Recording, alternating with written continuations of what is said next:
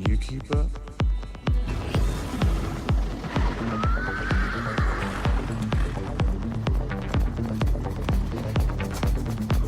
Let's ride. Because who's going to believe that there's a man out there that can sit down beside a woman he doesn't know and genuinely be interested in who she is, what she does, without his own agenda? Now, I wouldn't know what that would look like. So what would a guy like that say? Well, he'd say, my name is Alex Hitchens and I'm a consultant. But she wouldn't be interested in that because she'd probably be just counting the seconds until he left.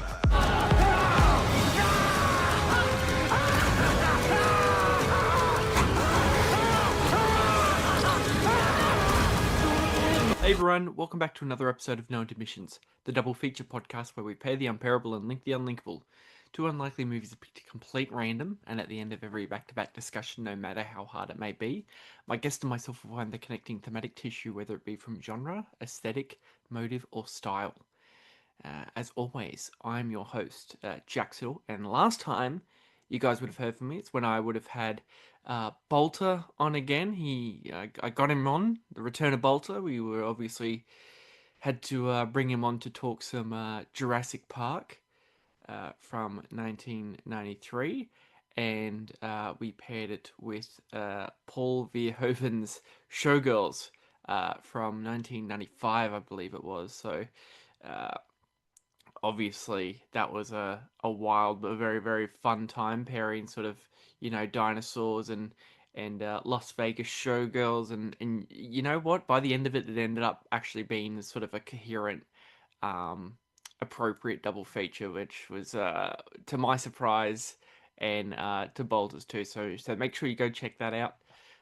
But as always, and with a new episode comes, of course, a new double feature with a new guest. This one has been in the works for a little while now. We've been going back and forth talking about this insane double feature I'm about to get them to announce. But it is my good buddy Puck. Puck, how are we? I am fantastic. Thank you for asking.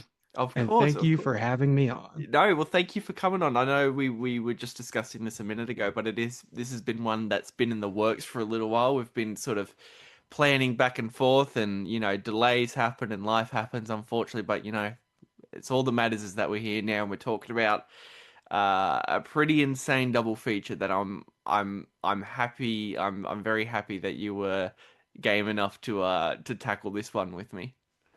Yeah, it's a good pairing here. Yeah, Should I go ahead and announce them? I would love you to, please. The stage is yours.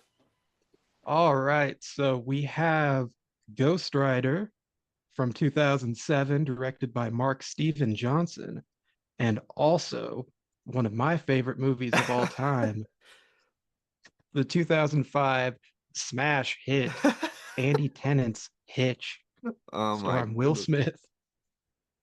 How do you've heard it here first. It's this, I dare I say, this is like, you know, I've done a couple episodes on this show now, and I think this might be the most obscure double feature where it's just like, what? It's an interesting one. I mean, it's two movies. I feel like it's, without jumping to the sort of conclusion part of the episode on why these two would connect, but I'm not going to do that right now. But I feel like this is an unrelated thing on what I'm about to say, but it definitely feels like two movies that are just completely lost to the mid 2000s. Yeah, these are ones that you don't really hear anybody talk about. Literally no Um, one. yeah, I, like when I tell people that Hitch is one of my favorite movies, it takes them a minute, and then they're like, they're like, what's talking about Hitch? the one with yeah, the one with Will Smith. I'm like, yeah, great movie. You Amazing. should watch it. Amazing. It was such a deep dive through the internet with all my friends on who has seen Hitch, and not only that, but who likes Hitch. And I came across my good buddy Puck and was like, okay, this is the person for the job. They get it. They get the Hitch vision.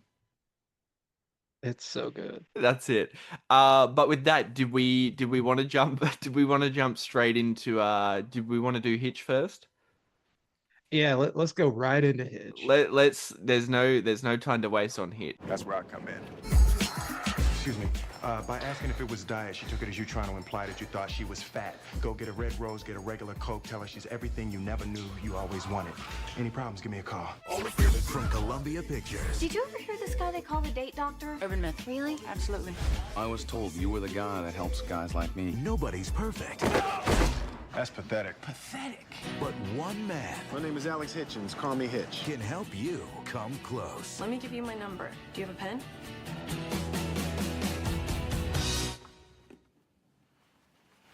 Yes, I do. All right, so Hitch is the 2005 American romantic comedy film with a cast of course, Will Smith, Eva Mendes, Kevin James, Amber Valletta, and Michael Rapport. I hope I'm pronouncing that correctly. And of course, is as Puck mentioned before, is directed by one Andy Tennant.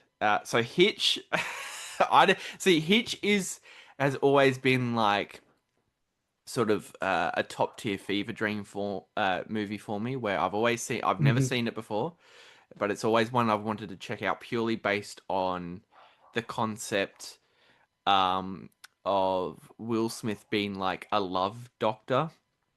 Yeah. And that's the whole movie. And I'm like, okay, well, obviously I've got to check this out because this was obviously at a time where Will Smith was hot shit. You know, he was coming off stuff like Men in Black, the Michael Bay Bad Boys movies, and we're like, okay, let's sort of get this up and coming action star who's in all these like sort of expensive genre movies, and let's put him in like a rom-com. Let's make him the new like the new romantic actor. And I'm like, that concept alone, you know, you got 2005 Will Smith, you got Eva Mendes, you got Kevin James, which I had no idea who was in this until I, you know, was actually watching the movie itself. I was like, this is something else. Yeah. And what's amazing too is it you know, just by describing it, it kind of sounds like it would be awful, but I do genuinely believe everyone's putting in really good performances. Yeah. Like Yeah. it's not, you go into it and you're like, oh, this is just gonna be like some hot trash, but like I know it's definitely a bit of nostalgia talking, but this is a good movie. Yeah, Like for the genre. I think it's a weird one because I was trying to, as I was, you know, going into it for this recording, I was like, I'm gonna try and go in knowing as little as possible. All I knew, I was intrigued by the poster of just Will Smith smiling at me with the Hitch logo in front of him. I was like, that's all I need to know. And obviously I heard bits and pieces over the years of, you know, it's the Will Smith romantic comedy. But yeah, you were totally like, everyone is like genuine in it. The sort of runtime was a bit off-putting and scary for me at first, but I do think it It is eventually about 2 hours. it's 2 hours, which is crazy for like a movie about like this. But I do feel the runtime definitely lends itself to it because you do get to spend, you know, more time with these characters, obviously. I feel like it is definitely a positive because you definitely, I don't know, I feel like if this was like a 90-minute movie, you wouldn't have been able to flesh out as many characters as you did, and maybe they would have just remained that sort of, you know, very hollow base level romantic comedy characters. But there is a little bit more going on in here. Yeah, I feel like if you cut anything out, some of the bigger moments just won't feel earned.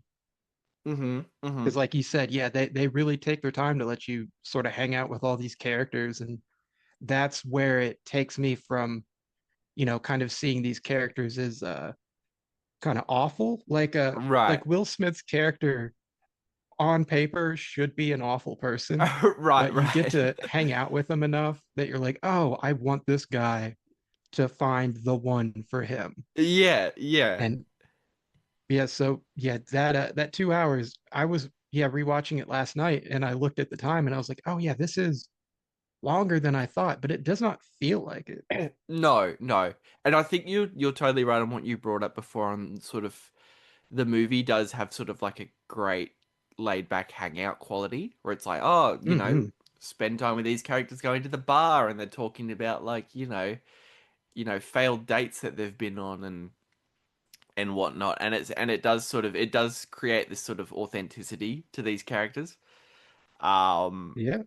And yeah, I mean, like the whole sort of because eventually, the whole plot is well, not the whole plot, but the majority of the plot is like Will Smith plays this sort of love doctor, as we mentioned, who sort of his job is to set up, uh, you know, set up dates for guys around New York City who probably don't have as much of a shot, who don't have a lot of confidence, and setting them up with like women around the city that they really sort of uh, you know, idolize, and like, oh my god, I'm never gonna get with this person, and Will Smith's job is sort of to make that possible, and it's sort of like him finding like falling in love. Obviously, it does play in sort of the cliche tropes, however, but yeah, I think it does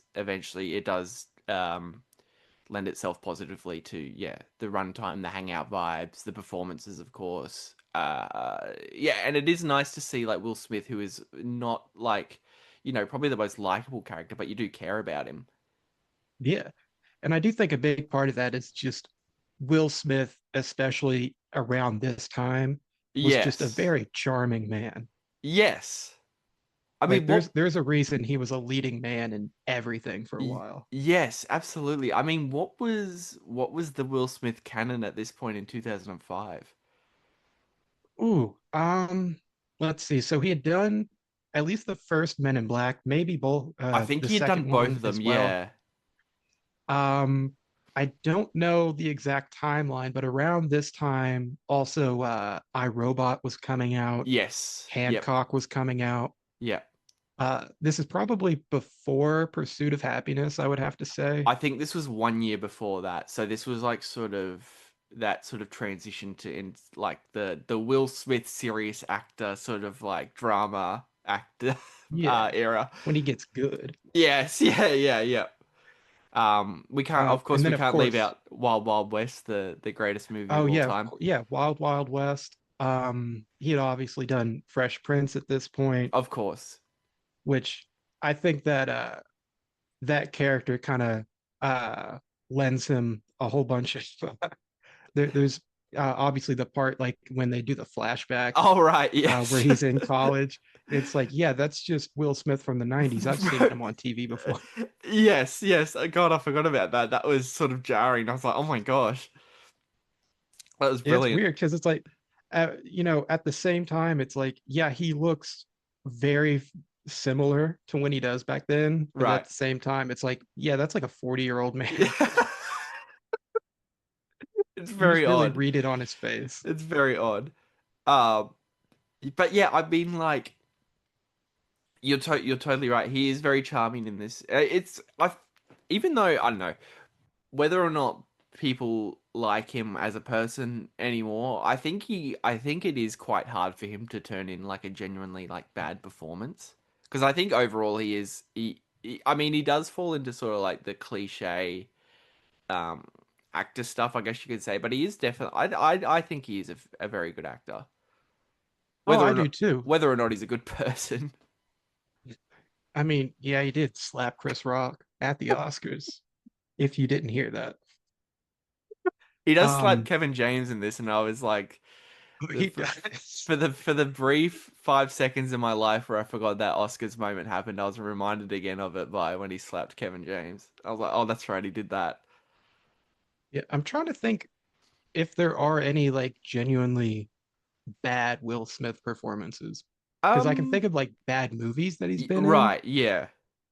but like the only one I could think of is maybe After Earth, but also I haven't seen that. I just know Okay. that overall it wasn't good. I know he was doing some wacky accent in the whole thing, I but again, I can't speak to how his acting was in that film.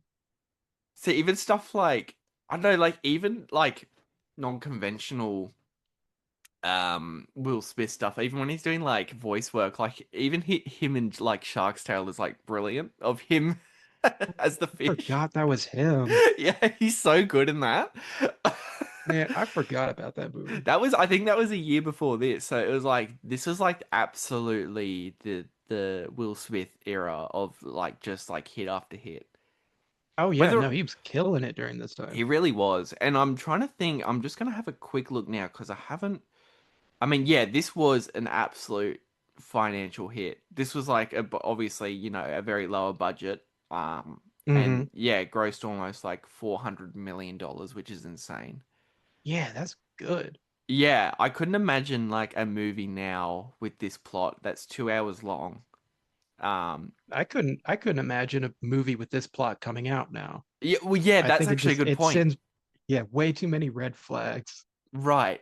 Well, I haven't seen it yet, and I know there has been some talk about it online and blah blah blah and all the rest of it, but that Oh, new that new the one, materialist? yeah, is that not? Because based on the trailer alone, I'm like, hang on, this sort of looks similar to Hitch, Man, yeah, where they're it's really copying my favorite movie. yeah. Maybe it's like a I've soft remake of Hitch. So it's like Dakota Johnson is pretty much like the Will Smith character, right? Where she's like setting up dates. Yeah, she's the date doctor. She's the date doctor. Yeah. I've heard bad things about that movie. Okay. I do still want to see it though, because I've only witnessed all the like the press afterwards, Mm, which admittedly all three of the stars are, again, very charming people. So it's fun to see them hang out. I right. don't know what the deal with the movie is itself, but I miss rom-coms. Yeah, and you know So I what? just, That yeah, you're totally right, and it's not. That's definitely something I don't probably think about enough. Is that whole genre has just pretty much disappeared. yeah. I mean, because I can't think of the last time there was an actual like big rom-com in theaters. Um, there was that one. Whether or not I know it was very divided. Like some people like was sort of grown to it, and some people just flat out have told me it's bad. But that one with Glenn Powell and Sydney Sweeney in Australia. Oh, you're right. You're right. That might have been, but that was a few years ago now, so that might have been like. But you are totally right in saying where it's like there's not, it's definitely not as consistent. And it's weird. It is a weird sort of, I don't know, because it is definitely, I feel it is lacking because they are sort of, they're just charming, easy watch movies, and this definitely is like probably the gold tier standard of that. Yeah, and honestly, I don't see why they can't be making them now. Like Mm. they're really cheap to make, Yep. and then it just you got to coast off, the people being likable actors, Yeah. which we have plenty of them, Yep. and just don't dump it on like Netflix. I Just was let gonna it breathe in a theater for a second. I was gonna say, yeah, if there was any sort of like a rom-com resurgence, I guess you could say, it would definitely be, they would all be like on Amazon Prime or yeah, on Netflix. They'd all be on those sorts of streaming services. See, and to be honest, when you brought up that Glenn Powell movie, for a Yeah. second I was like, I thought that was a Netflix release, That I think that or it played in might theaters. as well have been, Yeah.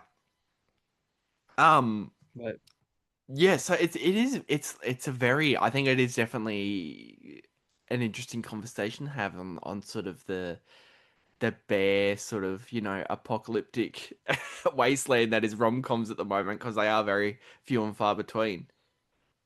yeah, I miss him. You got to bring him back. Got to bring them back. Why don't we greenlit? We'll try and get Hitch 2 off the ground. Would that work? We get everyone I back. We'll get everyone would back. be so excited for Can that. you Have imagine? you? That'd be great.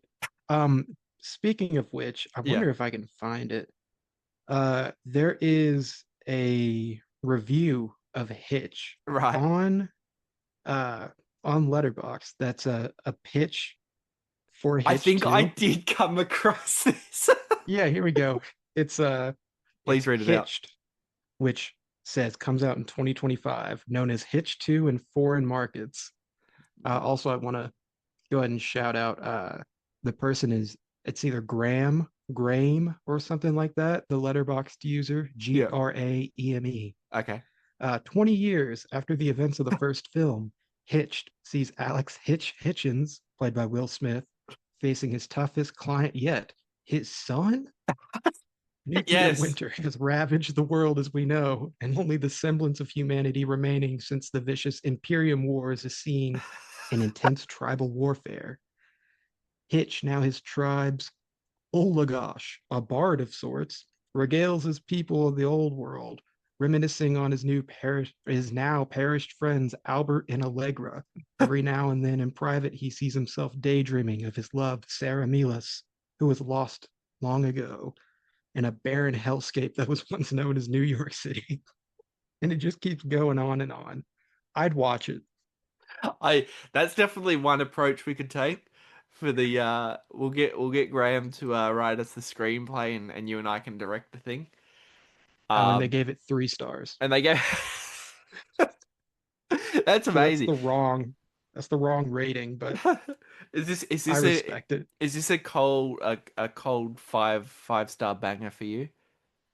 Yeah, so I stopped doing stars Yeah. at all on Letterboxd, Yeah. but I think one of the last ones I did was That's Hitch, and I did amazing. give it it says I've reviewed this film 3 times and I gave it 5 stars. That's incredible.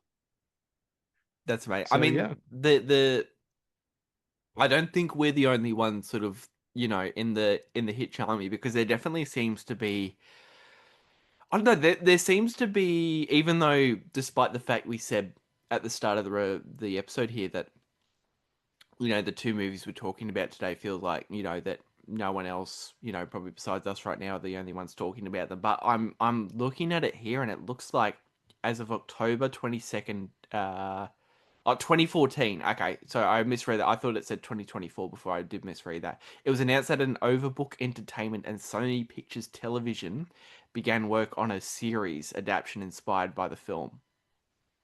Man, So we could have could you had imagine we could have been like had an 22 episodes of Alex Hitchens? we we could have had like an overabundance of Hitch content. We could have had a movie. We could have had a series. You know, Yeah, get a board game. get a book. The Hitch cover of Monopoly. 2014. Yes, Yeah, that would have been a a bit too board late, game. but maybe we could get like a real shitty like DS game I was gonna where you're say there dating would have to people. be a time game at some point, where you'd play as Hitch and you'd have to run around organizing dates for these Man, that's what guys. they should do. They got to bring it back, a Hitch dating sim Yes. Okay, for modern we got consoles. to pitch the 8K. we're this is perfect. We're pitching the Hitch cinematic universe. We could have a whole range of different bits and pieces going on here. It could Oh yeah. work. We got to have faith Will, in the people. you got to hit us up. Yeah, because what else? Let's be We're gonna honest. make you relevant again. We got this is gonna be your ultimate comeback. No one's gonna be Yeah, talking about the slap anymore. People will be talking about, have you heard Hitch is back? Everyone's yeah. gonna stop what they're doing. This is gonna. I don't Running in want. the streets, he's back. Yeah, I don't want to make assumptions, but this might be, the movie that cracks $1 trillion. Oh yeah. This will be the one. Highest grossing film of all time, forever Ever. and always. Yeah. Fuck off, James Cameron. Yeah, You've been usurped by the real king that of would cinema. be the most incredible list of like it's like Avengers Endgame, Avatar, Hitch 2. Hitch 2. Yeah, let's do it. We gotta do it. Um, yeah. Well, I guess to get back on track, if we ever were, uh we could talk a bit more about this movie. Yeah, so what was like, because I was to sort of reiterate about the plot, like I was completely, as I said, I was trying to go in as blind as possible, and I was completely sort of unaware that Kevin James was in this. And I don't mean to be one to make assumptions or jump the gun a little bit, but I did get a little bit worried when he showed Hmm. up. But he ended up Makes being really sense, yeah. charming. Yeah, because when I think of him, I think of like either him being in an Adam Sandler movie or Right. worse. Right, yeah. But yeah, like my brain jumped to like the Zookeeper and like that Mall Cop movie and whatnot. I was like, oh no. Just when this movie was like, it was winning me over, I was like, oh, this is gonna get a bit too goofy. And Yeah, like his but he character is pulls it off. he does, yeah. He is 100% like the goofy sort of wacky comic relief, but it does sort of work for that.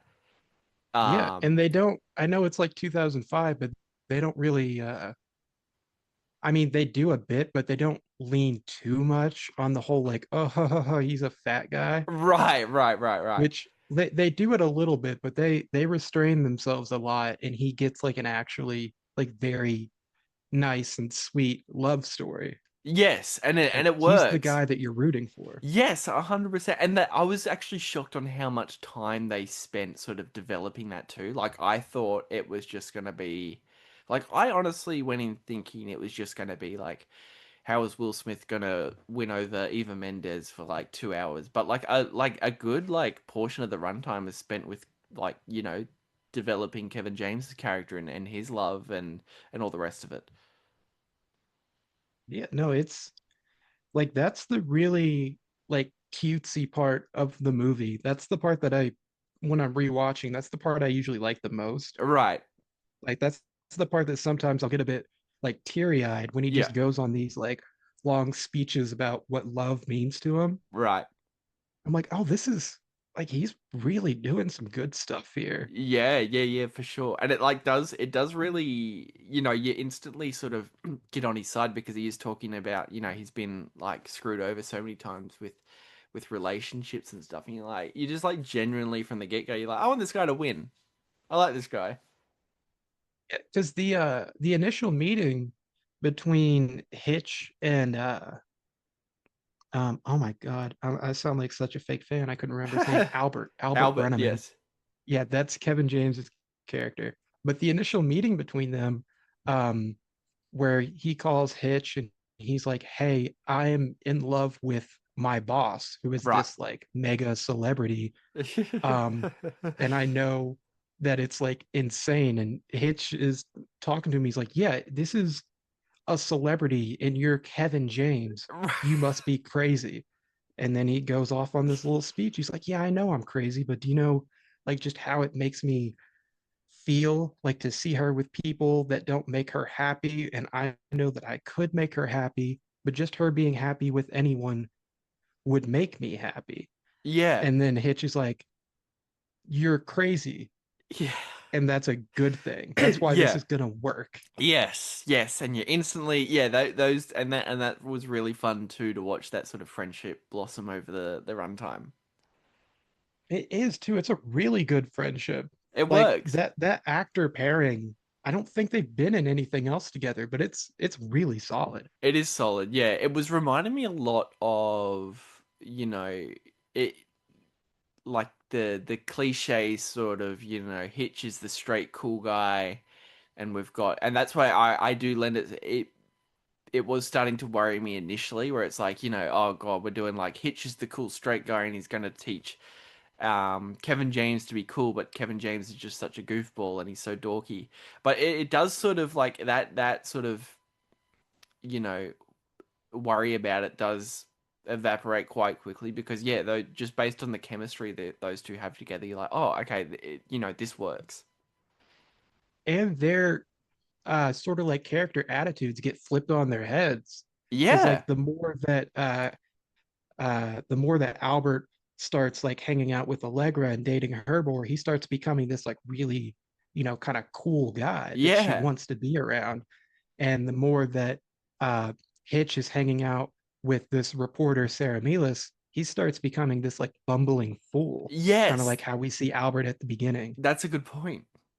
Yeah, 100%. That's so true. And it's also it does another thing I was taken aback by is sort of the Allegra character.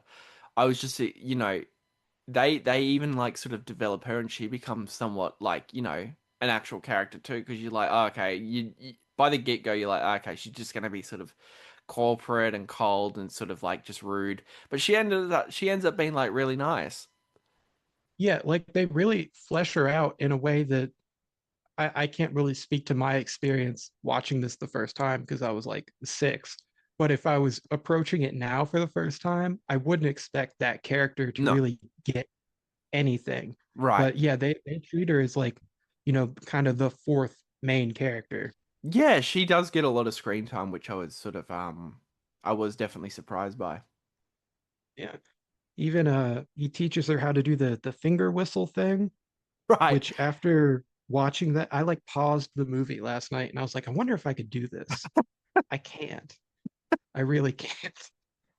I was just like spitting in my hand for like 10 minutes. I'm like, this is embarrassing. I'm just gonna go finish the movie.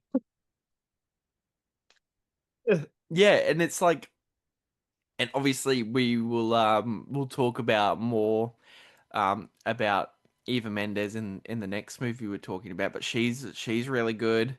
Um as sort of the love doctor, the woman to finally crack the love doctor's sort of, you know, he cracks his code and he's not gonna do this sort of like bachelor lifestyle, and he wants to settle down with Eva Mendes because she's like she is sort of set up instantly as being like a relationship realist, which is like, Yeah. relationships like don't work, and you know everyone's terrible, and she's like pretty like a negative person.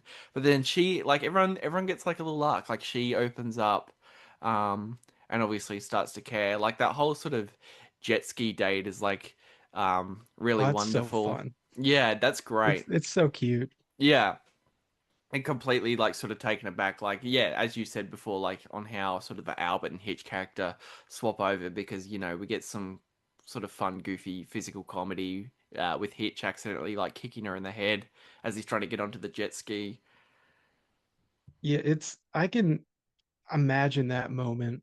That's like such a good trailer moment for that movie. Right, right. Yes, you're totally right. Which, by the way, sorry to like sidetrack this a bit, but you said you had never seen this, right? No. That is very interesting to me. Because this was like, and this obviously has everything to do with what I was watching as a kid, Mm. but this is like a trailer that I saw millions of times Oh, as a really? child.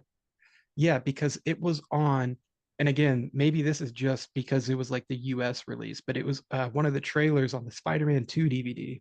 That's amazing. So I have that trailer like burned into my head. I can recite it forwards and back any time of the day. That's incredible. So was the jet ski sort of kick moment, was that like a prime Yeah, trailer? they had that where it's like, oh, it's a montage, and then he kicks her in the head, and the music cuts out, And and the, it's just yeah, kind of like an oh shit moment. I can perfectly envision that. Yeah. And then it ends with the amazing 90-10 scene where Will Smith and Kevin James kiss. Oh yes, of course. That's right. Yes. That was, yeah, see, everyone gets everyone does get like a few little moments together. That's right. I forgot about that. Oh, that's like one of my favorite scenes. That's so great. Not because it's like, haha, two guys kissing. It's just, it's really funny. And it's also, you shouldn't take any dating advice away from this movie. But I will say, in my experience, the 90-10 rule definitely works. Oh, there we go. So, yeah. Which, by the way, the 90-10 is it's for the people who haven't seen the film. It's you have to lean in 90% and then they come in the extra 10. There we That's how go. you have a good kiss. And you also get to see Will Smith and Kevin James make out sloppy style. Yeah, you literally, yeah, that was, you know, that's that's brilliant. That's amazing. Yeah. Oh my God, I'm so happy that worked. That's one for the book. There we go. We got some actual like sort of tangible that dating device that works from the movie Yeah. Hitch. And that's all you need to take from that movie. Don't do anything else. Do not copy, do not try and replicate Albert's dance moves. Um No. Well, I don't know. Copy anything that Albert does. okay, He's a good egg. yeah, that's true. That's a good point. And it Just does don't sort be of Will Smith. that's the whole thing about the plot too, is that it just sort of like there is no sort of like main driving plot. It is just sort of like spend time with these characters and watch them develop into like, you know, obviously over time Eva Mendes finds out what Will Smith's job is.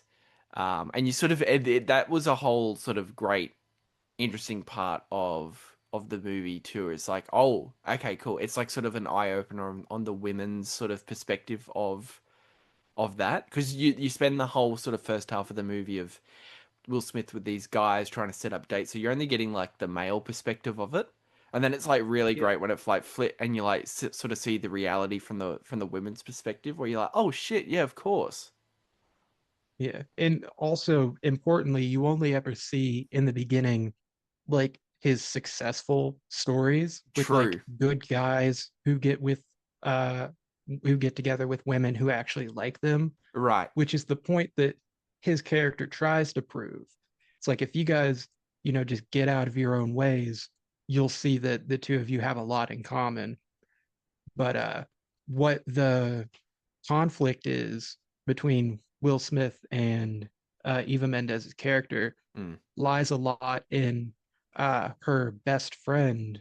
I'm assuming her best friend, a close friend at least, Mm-hmm. who has a bad relationship Mm-hmm. with one of Will Smith's clients or so-called clients. He actually told the guy to kind of just go fuck off. That's right. Yes, because he ends up being sort Yeah. of like a sleaze bag. Yeah. And that was I only noticed this last time because I've been watching the show lately, but that was Jeff Donovan from Burn Notice. So that was Oh my cool. gosh. I thought he looked familiar. Yeah, because I had only just started watching that show because I'd rewatched all of the like Evil Dead stuff and I was like, I need more Bruce Campbell. That's And amazing. he's in there. Yeah, it's funny because that guy's an asshole. There was yeah, he really does play that he is sort of, he's got one of the he's got one of the no offense to Jeffrey Donovan. I'm sure he's definitely listening. He's 100% listening to the show. But he's definitely got Big one of fan. those he definitely has one of those sort of, comically like douchebag faces. Oh yeah. No, you see this man and you want to punch him. Yeah, right. Yeah. I haven't seen too much of Jeffrey Donovan's work, but I'm sure, every role he Oh, he plays, he's just unlikable. yeah, he's even an asshole in Burn Notice, and he's the main character. That's amazing. I think it's just unavoidable. There were so many people that just like sort of popped up where I was like, oh, that's that person. Like Adam Arkin, who plays like Eva Mendes's like boss, who's like was in stuff like, like A Serious Man, and like he was in a few of those Halloween sequels, and he's in like Placid. So he's like, it's just like people just showing up, and it's like Oh it's yeah. like an easy role. They just show up and talk about relationships, and it's like it's just it is one of those nice sort of like Sunday afternoon movies where it's just like, let's just put a hitch on. We're just putting hitch on, Yeah. and it's fine.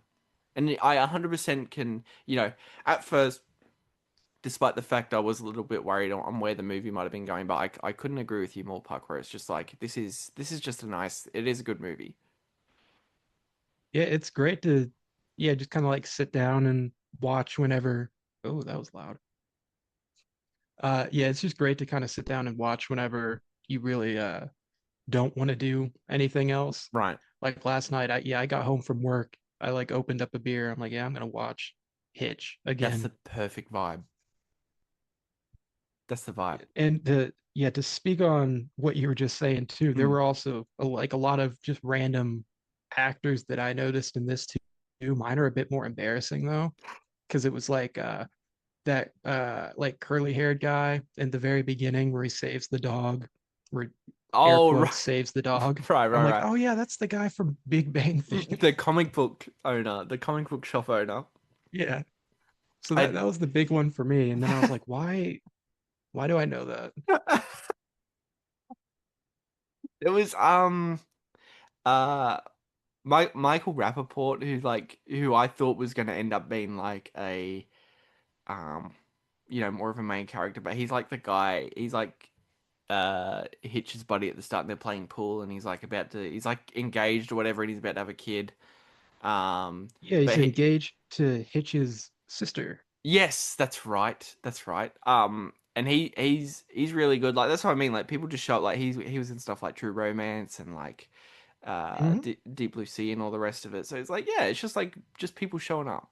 It's fantastic. All you needed was like a Yeah, little, I don't know. I feel like this movie needed like, how good would it have been if, who could you, who, I'm trying to think of like a sort of a middle range actor you could have had at that opening montage of someone like sort of semi-famous.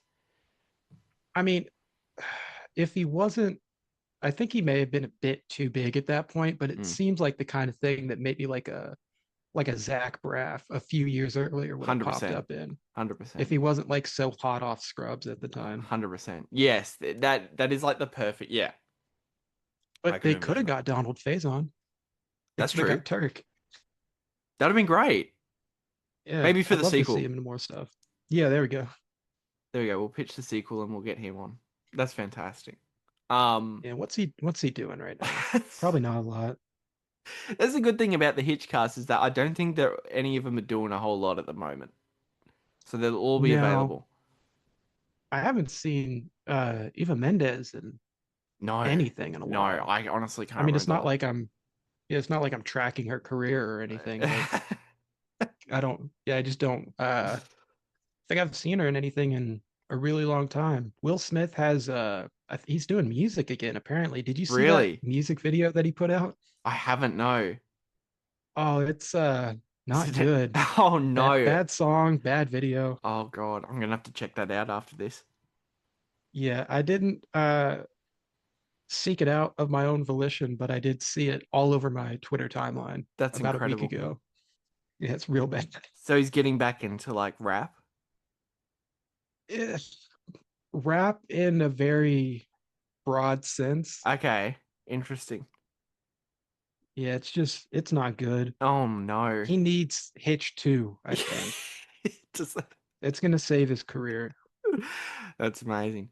Probably I I couldn't agree with you more on there, and probably pivoting towards final thoughts on Hitch. Puck, did we have any sort of, you know, lines of dialogue we missed out? Any sort of key sequences that we really like that we want to sort of extend the conversation and talk about more, or just sort of any sort of Um, concluding final thoughts that you may want to touch on? yeah, I have a few thoughts Of here. course. First, I want to bring up the score by George Fenton. Yes.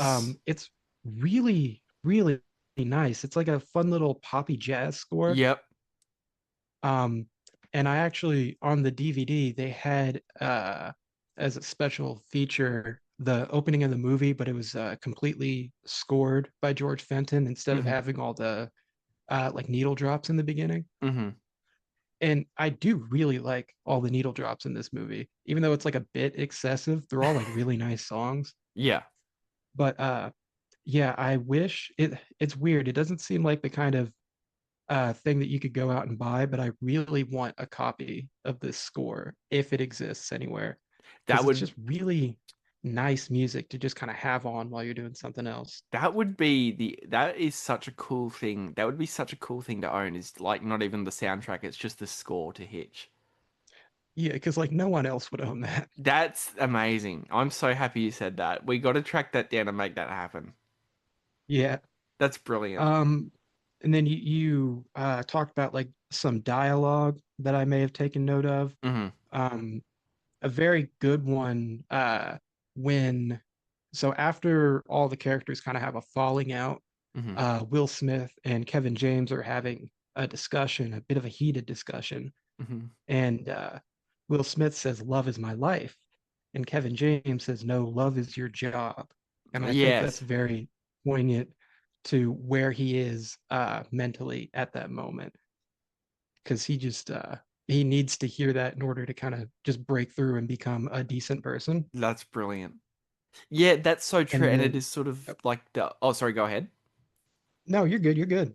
Oh no, I was just gonna say that is such a key. You're so right. That it might be the key sort of moment on sort of unlocking his character. Because yeah, he is so sort of at that point. You can tell he's like, maybe not so much like disconnected emotionally from love, but definitely sees love more of like sort of sees love as, you know, looks at it more from the tacticalities or the sort of specifics of it rather than like an actual, you know, emotion.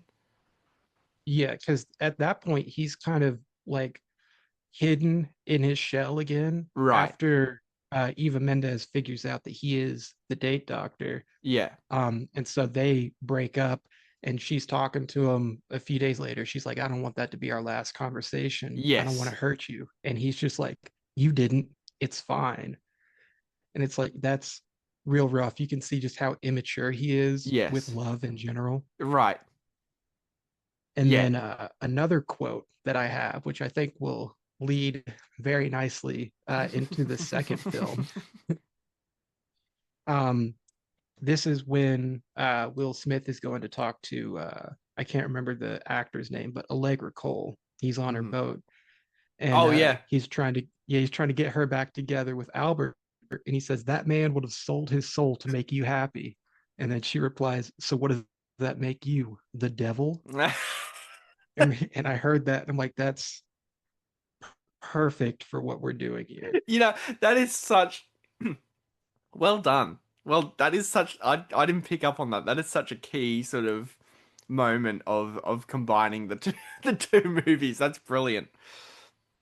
Yeah, because I like obviously I've seen this before, but I never That's really incredible. thought about like even though we've been planning this for so long, I had never really tried to sit down and think of what the connecting tissue is between these two films. And then I heard that last night and I'm like, oh, this is perfect. Yeah, not only that, but even like sort of the sequence where you just mentioned before that one where it's like Eva Mendes coming back and talking to Hitch going, I don't want this to be the last conversation between us, which is literally what happens as well in the next movie we'll talk about. Where the two Yeah, characters it's fight and Eva Mendes shows up at his place going, okay, I don't want that to be the last conversation between yeah, us before it's I go.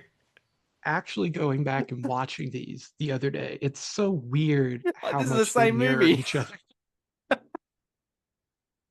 And then I guess Uh, one final thing, mhm, which mhm, I actually didn't know until the last time I watched this, which again mhm, was last night. mhm. There are deleted scenes No with way. Hitch and his ex-girlfriend that we see in the flashback in the film, Cressida. Right.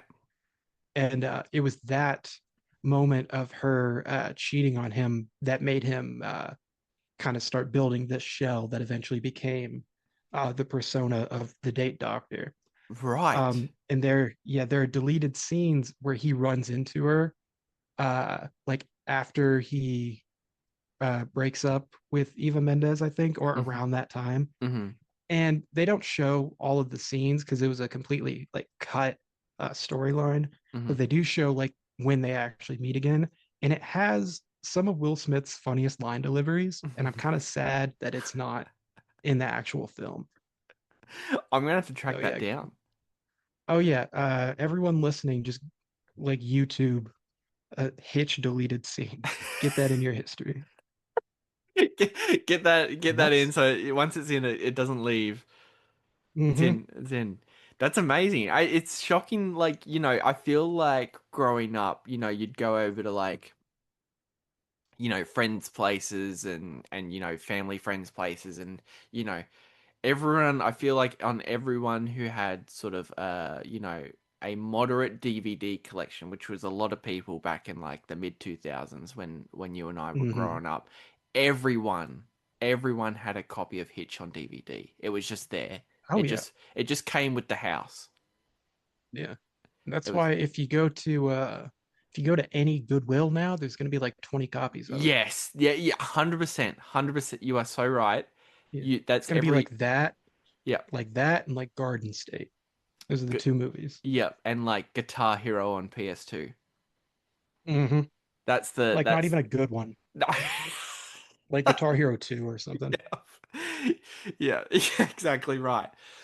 That sounds like a good Friday night in Hitch and Guitar Hero. Honestly, in college, Yeah, those were my Friday nights. that's it. That's amazing. That's brilliant. Bring people over, like we're gonna watch this movie, and then you guys are gonna watch me shred. I love that. That's amazing. All right. Mm-mm-mm. So that's probably going to do it from us on Hitch. We'll be right back. We are talking Ghost Rider.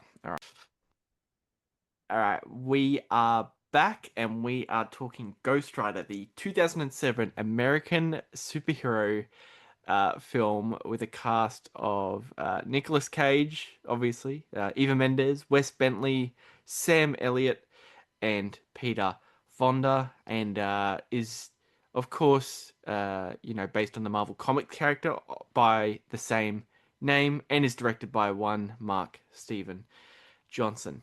Um, Mhm. Now, absolute. This now probably even more so than Hitch when we're talking about sort of movies lost to time. I feel like this is the one. This is probably top of the list in terms of that criteria. Where I honestly don't think I've heard anyone in my existence talk anything read like negatively or positively about this Ghost Rider movie. It's just one that's never brought up. It's always just one of those movies. Yeah, the only time I ever hear people talk about this, they're not even really talking about this movie, just the fact that they want Nick Cage in another movie. Right. I feel like most of the time people are actually talking about the sequel, which apparently is a lot better, It or at least is. a lot more different. It is. It's I think that is probably a good way to start off because I think the sequel is probably the avenue you take on making a Ghost Rider movie where directed by two directors, Neville Dean and Taylor, who have done, some great genre stuff like the Crank movies, Gamer. Definitely movies in tune with what a Ghost Rider movie should be. Wait, Um, Gamer, is that the one with Dexter in it, or am I thinking of a different movie? that might be a different one. Oh no, sorry, Dexter is in Gamer. Gamer is the Yeah, yes, sorry, you are he correct. he has that little like dance number. Yes. Um, That's see, all I remember. See, I feel like if you were going to make a Ghost Rider movie, that's the sort of avenue you take, and that second Ghost Rider movie, while it's not, perfect, I think it definitely is probably more of a faithful sort of what a Ghost Rider movie should be. Because I think if anything, this movie obviously is not great, but probably the worst thing I can say about it is that it definitely falls into the generic sort of superhero plotting and formula Oh, and extremely. Yeah. it's really disappointing because the character of Ghost Rider is that is the possibility to really do some sort of gnarly different stuff with it, and it just falls into that generic sort of formulaic plotting and sort of all the tropes, and and that's probably, I don't know. I felt like, especially on this rewatch, because I haven't seen this movie in quite some time. That was definitely the one that's definitely the part of it that stood out for me the most. I'm like, this is just like, especially for, you know, what essentially is like the Devil's Bounty Hunter. This is like just so bland. Yeah, that's what really struck me this time around. Because it feels like it's trying to split its audience between like adults who are there to see a like quasi horror movie, which Right. they have described it as a lot Yeah. in interviews, but then also like literal children because it's a superhero Because movie. it's just, yeah, it's really weird blend. Yeah. So it's like it's bouncing back and forth between like Southern Gothic and then like contemporary blockbuster stuff. And I Right. feel like if they leaned one way or the other, well, if they lean towards more superhero stuff, I think it'd still be a bad movie. If they lean more towards the Southern Gothic part, Yeah. I think it would maybe not be better, but a lot more interesting, Oh, at 100%. least. Yeah, 100%. And you sort of see, you're so right. You see glimmers of sort of the more interesting aspects. Like I'm so fine with like them sort of leaning into turning like Ghost Rider into like a werewolf sort of thing, where he's Hmm. like all that stuff was like really interesting. But yeah, like when you just get to, like, I feel like it definitely it loses me whenever Nick Cage and Eva Mendes try and have a relationship, and he's got to save her at the end. I'm like, this is just terrible. I'm like, Yeah, Ghost because Rider should there's not like care about anyone. there's like a whole like side story that's kind of like leading into the main plot Right. where it's you're following like the group of bad guys. Like you're Yeah. following the villains separately from Ghost Rider, Yeah. and they're off having it's a completely different vibe It's over there. bizarre. It's They're bizarre. like going to bars and murdering people. And then you cut back to Nick Cage and he's like, eating jelly beans and hitting on Eva Mendes. Yeah. It's a very weird, yeah, you're so right. It's a weird mix that doesn't sort of blend seamlessly either. And there's like a few plots going on. Like you've got this whole Sam Elliott thing going on, and you're like that whole that whole that payoff actually was hilarious, where he ends up being a Ghost Rider, and then for like 2 for seconds. 2 seconds, and then the movie ran out of money, and they're like, okay, I can't be the Ghost Rider anymore. You've got to fight these guys by yourself. Yeah. I will say though, I did make note of that. The Carter Slade reveal, which is what we're talking about, Mm. where, they reveal that Sam Elliott's character is the previous Ghost Rider that he's been Mm. talking about this whole movie. Right. The reveal, while being really obvious, is also kind of badass for Oh, a it's second. awesome. It's awesome. Yeah. Just the visual of like, because obviously everyone's familiar with the image of Ghost Rider on the motorcycle, and it's like the concept of a Ghost Rider using a horse, which is just awesome. Yeah. It's timed perfectly because like he puts on the hat and then he lights on fire. And then Nick Cage is like, well, can you keep up with me? And then his horse catches on fire. And then it goes into playing Ghost Riders in the sky. And it's like, oh shit, that's really cool Like, this is gonna for get like good two now. If seconds. for 2 seconds, yeah.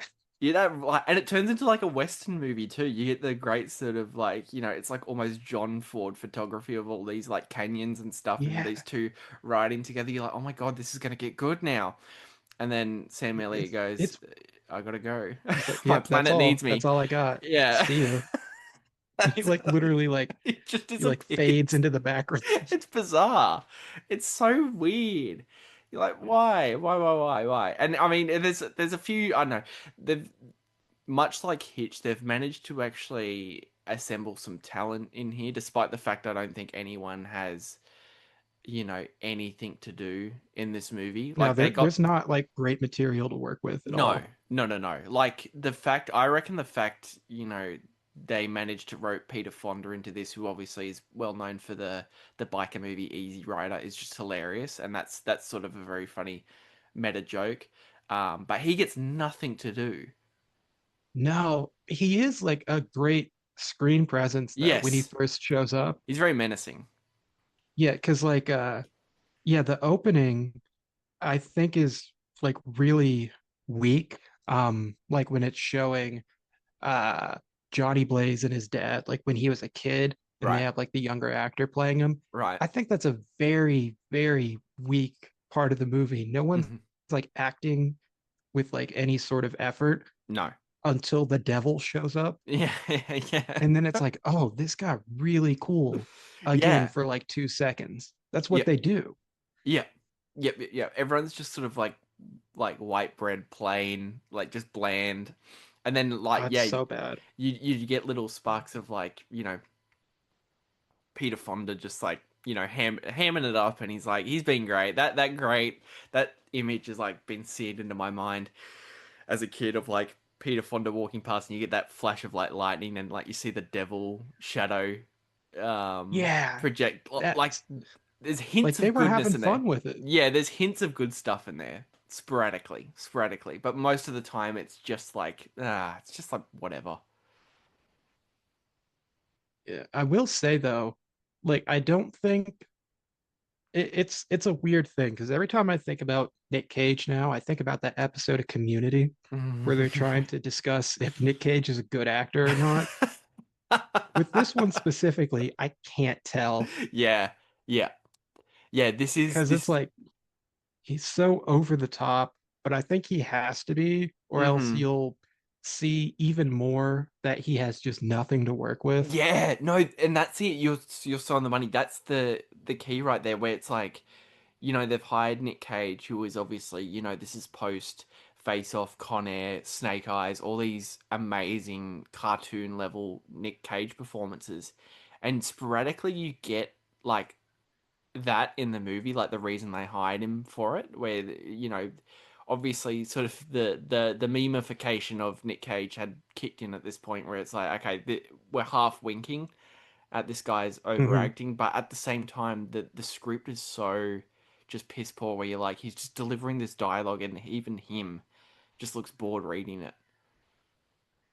Yeah, and but like, yeah, you do get like some really cool moments every once in a while where he just kind of gets to go all out. Like I'm Right. imagining the like the initial transformation.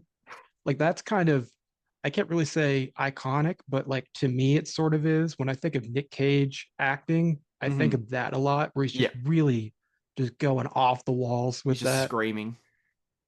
Yeah, like right into the camera, Yeah, he just like literally looks spinning into the around. camera, which is great. They needed more of that stuff. But also, what you said earlier, like he does have kind of like really, cartoony expressions Yeah. and stuff like that.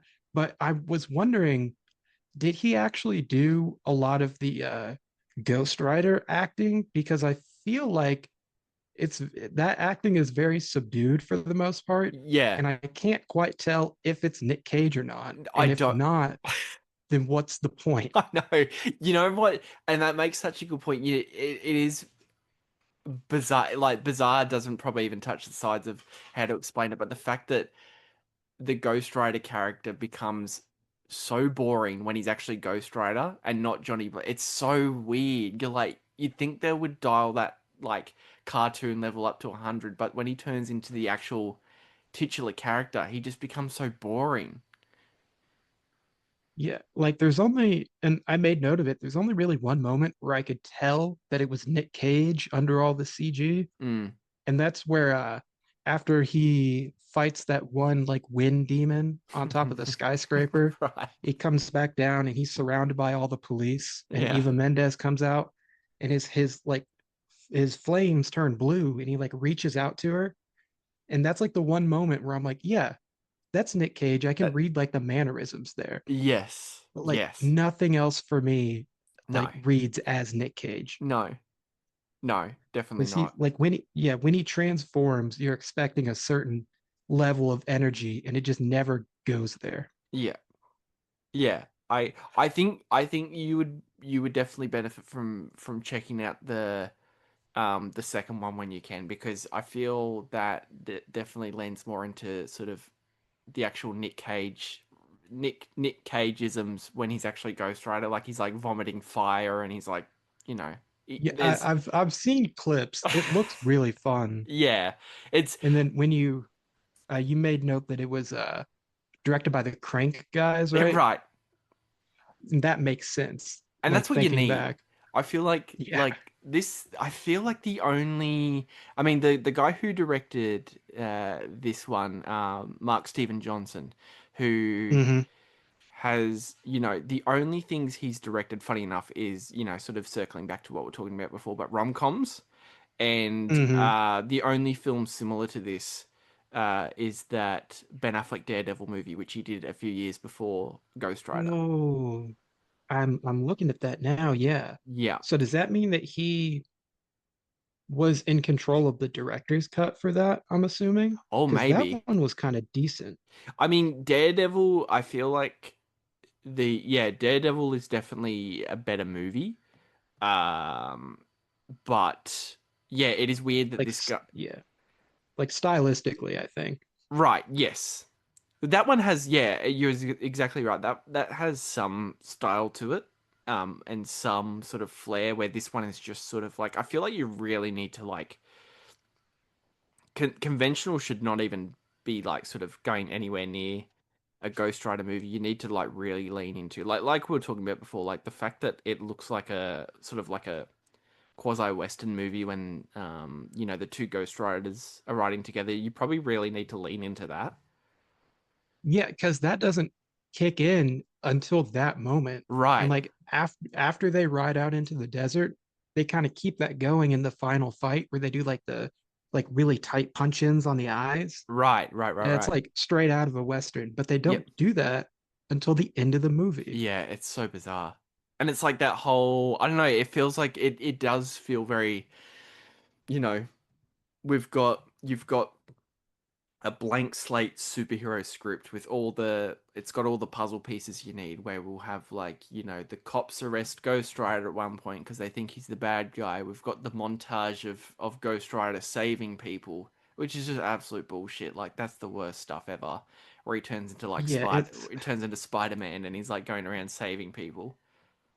yeah, he's not like a superhero. No.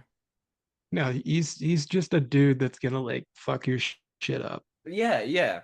I've always seen, I could be very wrong, but I've always seen Ghost Rider as like you know, just a completely sort of selfish, out for himself character, which makes him interesting. And the fact you make him like, you know, a good like a conventional good guy, he just loses that flair.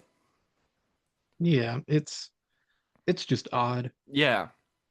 Now, I have a question Yes. because you're talking about him a lot as if you know him. Are you a fan of the Ghost Rider, like Uh, comics or anything? no, and it's a sort of like it is always a I do read comics, but that's sort of the this probably the character I have been wanting to get into more.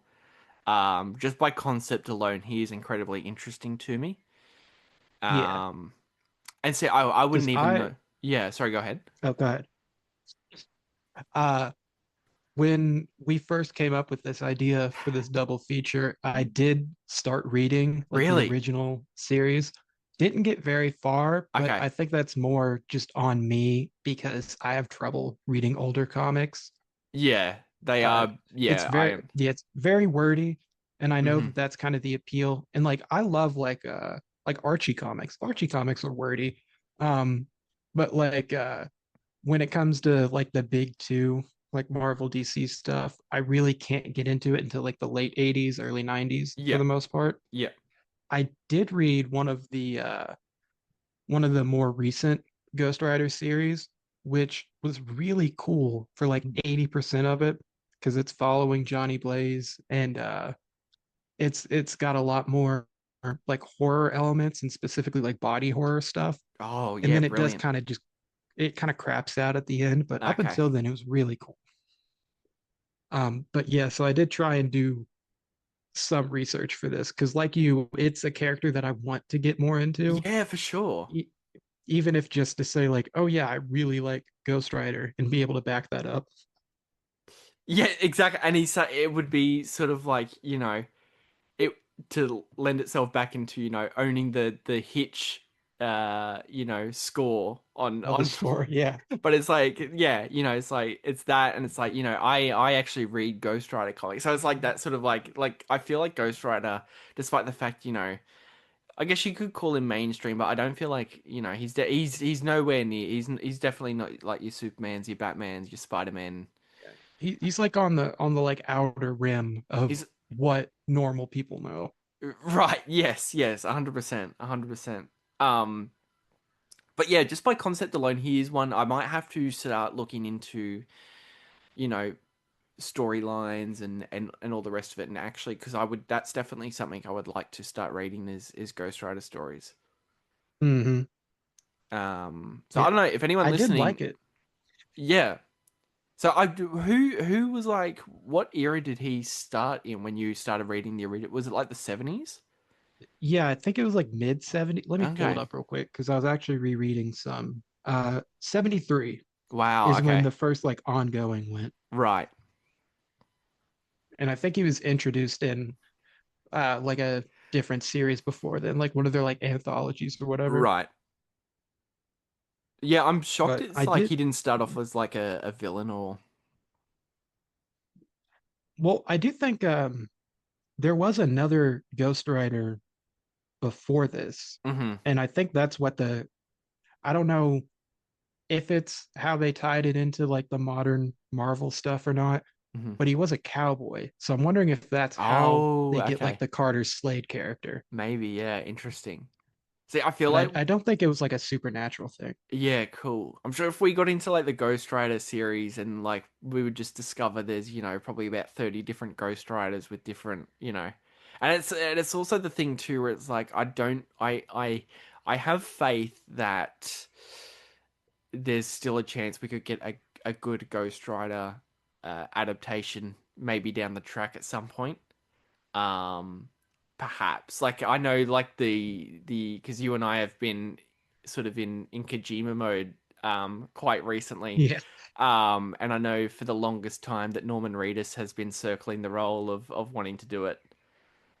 Yeah, Um, like what like Danny Ketch, like the r- second Ghost Rider, I think they right. want him. Is he the one with the car? Does he have a car? Or is his a No, bike as he's the well? one who has yeah, he has like kind of an armored motorcycle. He Mm-hmm. was the 90s Ghost Rider. Okay. Yeah. But Yeah. Um, was it Danny? It was something like that. But the one with the car though, he's a recent one. He's from like the 2010s. Yeah. And I have read most of his stuff, and it's Hmm. pretty cool. Okay. They they put him in that Shield show, which Oh, I they thought did was too. That's right. crazy. Yeah, on a TV budget, I thought that was kind of Oh. crazy, but it looked decent. Yeah, it didn't look too bad from memory. Um, Um, yeah, and the fact yeah. too, like, oh, sorry, go ahead. Oh no, I got nothing. Oh no, I was just gonna say, like, in terms of like the plotting with like the whole revenge thing, like they've got like Wes Bentley, who he was like, I'm trying to think what else I've seen. Pretty much like American Beauty, I think is the only other thing I've seen him in. Um, who Yeah, Kate he's black. He's Blackheart, right? Blackheart, yes, yes, the Yeah, very memorable villain Blackheart, of um, course. who ends up becoming Legion at the end, which I always forget about.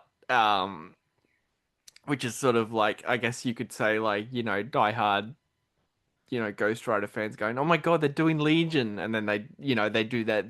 That's what I mean. They fall into that formulaic thing where it's like, he turns into like the greater villain within the last 10 seconds before he's defeated. I'm Um, wondering, does that mean that there's two?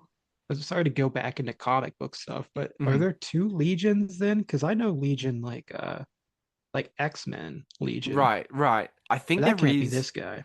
No, I think.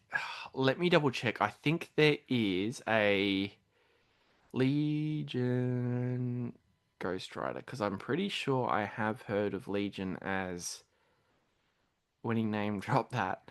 Unless they just made Legion. Oh, well, it just pulls up Blackheart for me. Yeah.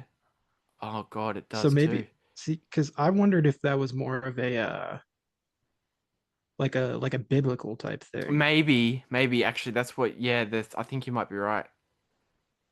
which I don't know much about the Bible, but that quote that he says it did sound fairly biblical. I Right. think I've heard the like we are legion type deal. We are Legion. Yes, I think you might be right. Um. Yeah. Man. Yeah, Can you I are right. say though, Wes Bentley, I don't know if he's a good actor or not, Hmm. but he's not in this movie, I don't believe.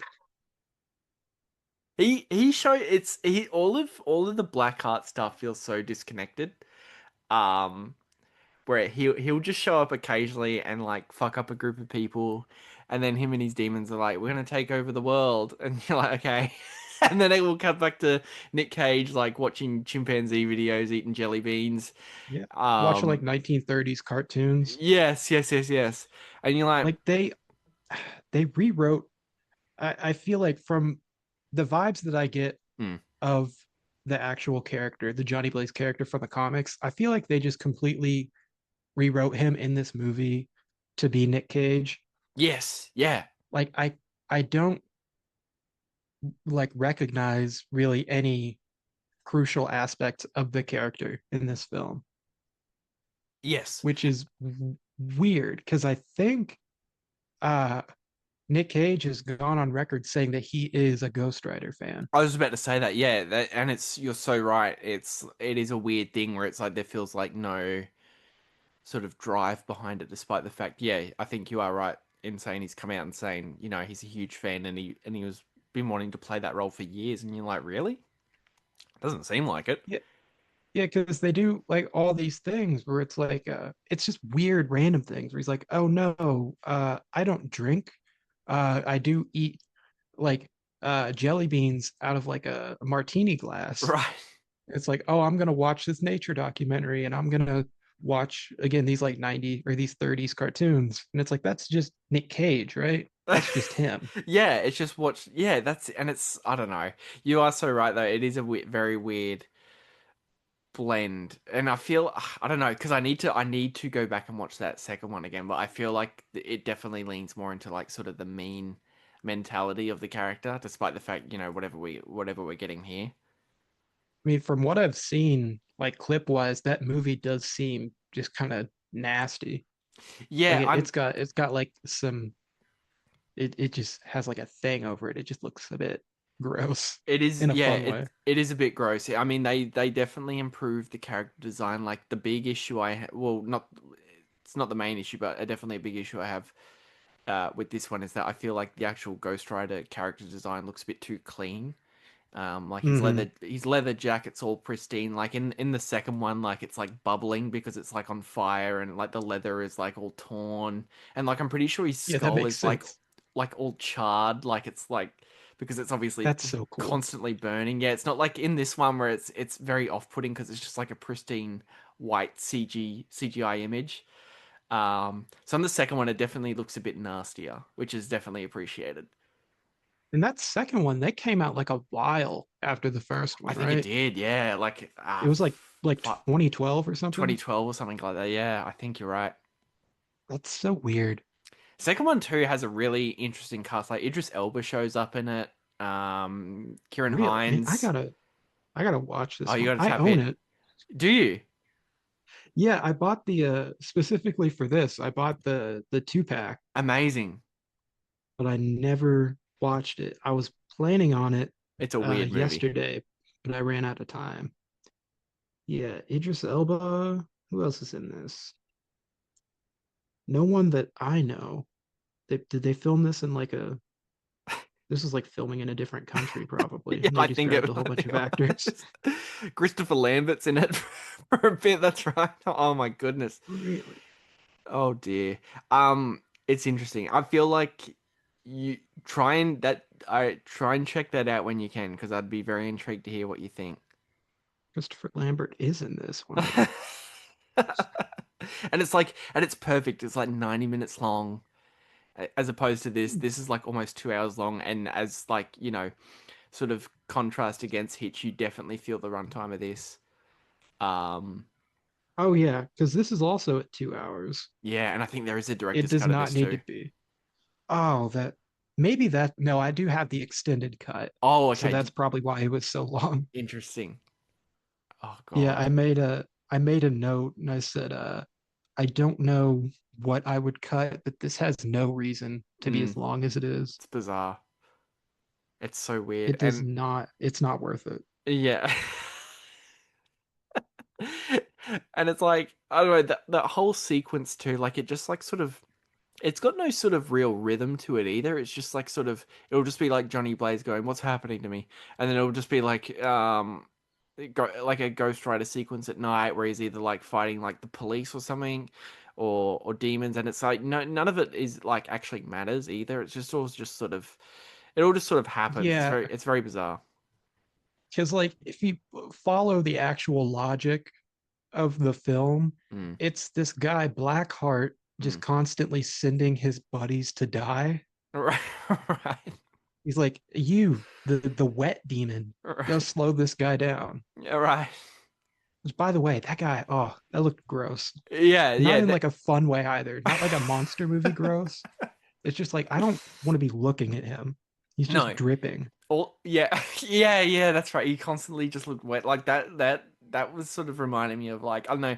I feel like a lot of those, you know, villain characters of the superhero movies at this time sort of had that gross look. Like I feel like the Del Toro Hellboy movies, that wet dude Mm. showed up in those.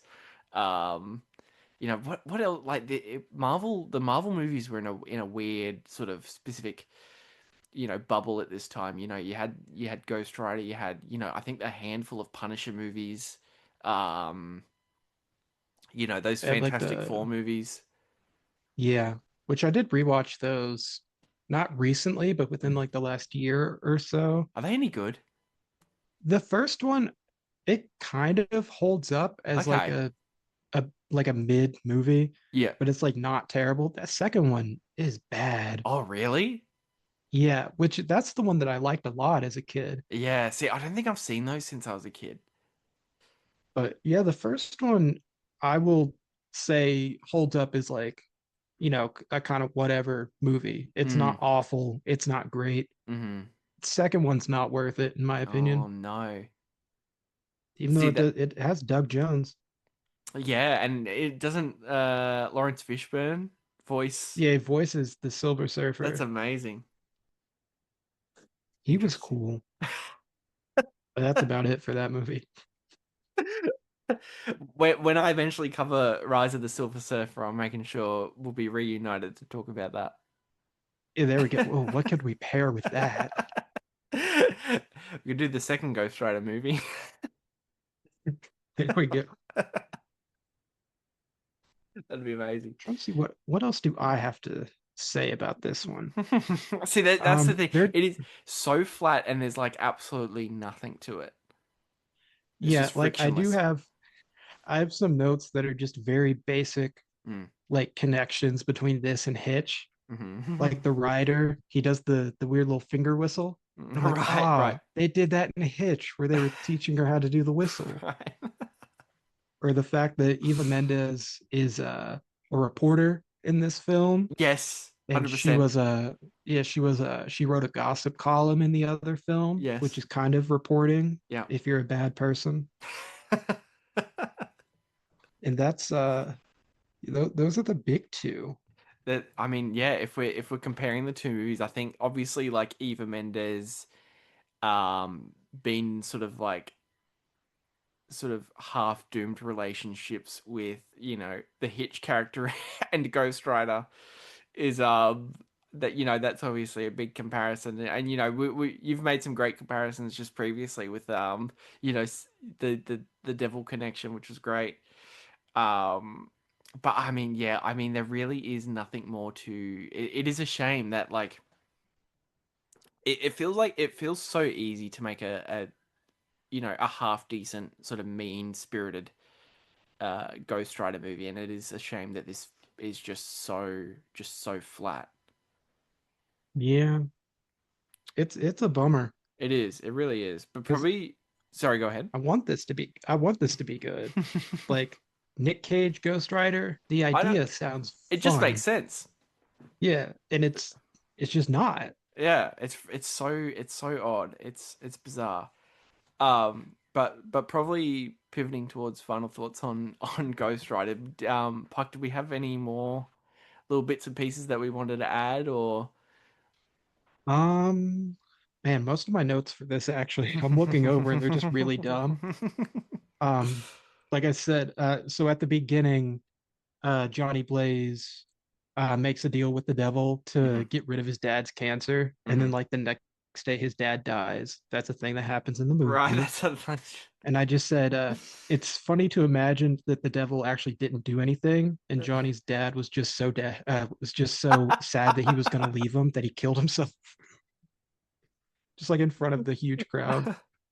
So it happened because the way he dies, Yeah. it like he just kind of crashed a He little bit. just, I know, it's bizarre.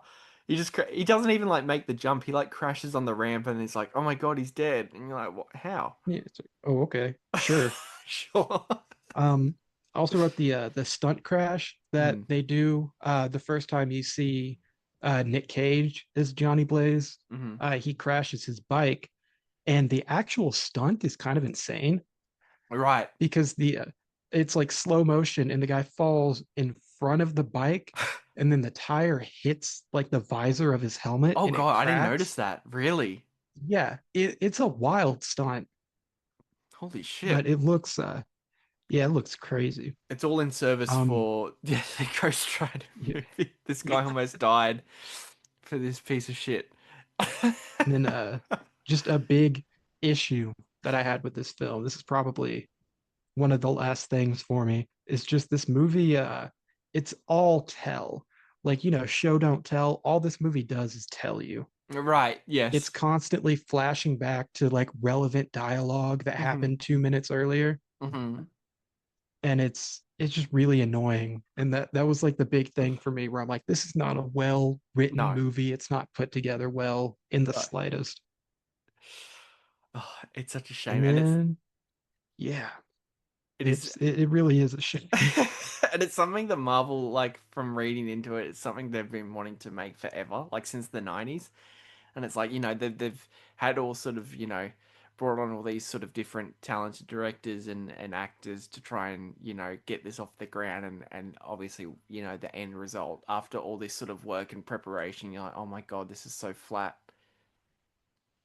Yeah, rough. And now I understand, like looking back as a kid, this is not one that I watched a lot, Right. and I get it now Yeah. because Yeah. this is boring.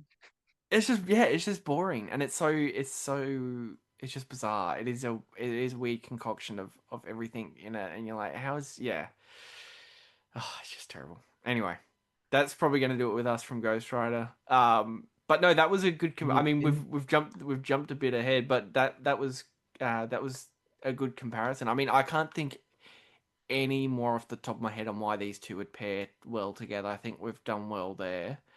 Yeah, so I think there are two, maybe three big points as to how they compare. Yep. One is obviously they're both part of this weird duology of Eva Mendes failed romances. Hmm.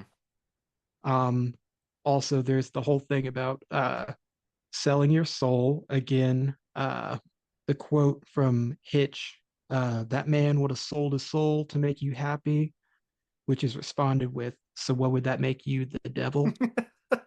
And then another quote, I think this is from Sam Elliott's character, says, any man who's got the guts to sell his soul for love has got the power to change the world. The So best. that's a thing. Those are related. They have similar words. That's true. That's true. That's amazing. Maybe these movies aren't so different. Maybe they're the same movie, Maybe they might be the exact same movie. weirdly enough. That's amazing. Park, I want to thank you so much for coming on. This has been Oh, of course. an This is so absolute much fun. an absolute pleasure. We've got to do this again very soon. Yes. Just before we wrap up, do you have anything you want to plug? Anything you want to sort of get out there to anyone who might be listening that you want to you want to get out? Um, well, nothing that I'm working on creatively right now Hmm. is anything that someone could see. Hmm. I'm about 4 months into writing a novel that Oh I'm my pretty goodness. proud of, but I'm only sharing that with certain people Okay. right now to look at. Yep. You could follow me on Twitter or X, the everything app, at puck.net. That's me. There we go. Um, I'm also in the market for a good MP3 player. If anyone has a great brand to tell me, just go ahead and hit me up. And man, I never plug anything. I mean, I'll put all your links in the bio anyway. So yeah, go follow the Um, the letterboxes and the oh yeah, Twitters. Letterboxed. What is my name on it? I think it's a DVD Cowboy. Is That me. is, you always have the coolest. In search of an MP3 player, DVD cowboy. It doesn't get much better than that. Um, there's a band that I really like called Little Joy. They only have one album. It's called Little Joy from like 2008. That's You should give it a amazing. listen. I will be doing that. I'm going to be doing that, and then I'll go watch the deleted scenes from Hitch. There you go. That'll I be think that's all I got. my puck weekend. I can't wait. That sounds wonderful. All right, we'll leave it there, guys. Thank you so much for listening once again, and we'll see you on the next Yes, one. thank you. Bye bye.